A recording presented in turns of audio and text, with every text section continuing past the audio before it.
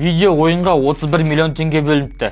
Қаржы мониторинг агенттігі қызметкерлерге тергеу әрекетін көрсететін 3D ойын симуляторын сатып алмақ.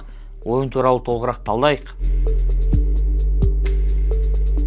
Видео ойынның тендері 10 қазан күні жарияланған. Ұйымдастырушы қаржы мониторинг агенттігі.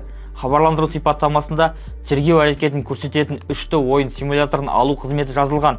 Бұл мақсатқа агенттігі 31 миллион теңге жұмсамақ.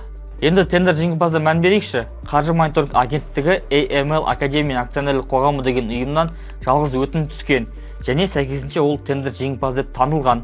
Бұл қаржы мониторинг академиясы, оның жалғыз акционері қаржы мониторинг агенттігі. Демек, ұйымдастырушы өзінің еншілес компаниясына видео ойынға тапсырыс беріп отыр. Материал жазып жатқан кезеңде әлі келісімшартқа қол қойылмаған еді. Техникалық сипаттамаға сәйкес бағдарлама қарапайым компьютерде де, Oculus маркасындағы виртуалды шындық шлемінде де жұмыс істеу керек.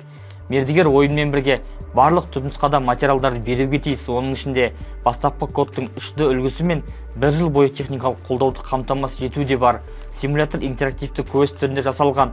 Пайдаланушы тергеуші рөліне енеді де қалыпты тергеу циклынан өтеді. Ойын процесі бірнеше кезеңнен тұрады. Алдымен айналаны зерттеу, екінші тергеуге дайындық, үшінші тергеу. Бұл кезеңде жайлы, бейтарап немесе қатаң сұрақ түрін таңдауға болады. Төртінші қорытынды бойынша талдау.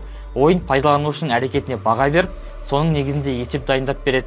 Жобаның мақсаты қылмыстық бөлімше қызметкерлері мен салалық оқу орындары студенттерін тергеу амалдарын үйретіп, тәжірибе жүзінде дағдысын жетілдіру. Қазақстанда мемлекеттік органдар бұған дейін де қызметкерлерін оқыту және олардың біліктілігін арттыру үшін видео ойынға жүгінген. Мамыр айында мемлекеттік қызметшілер жасанды интеллектімен жұмыс істеуге үйрететін бағдарлама басталғаны белгілі болды. Мұндай бастамаларға сіздің ойыңыз қандай? Пікіріңізді комментке жаза кетіңіз. Ал мен сіз материалмен толық танысу үшін төменге сілтеме қалдырып қойдым.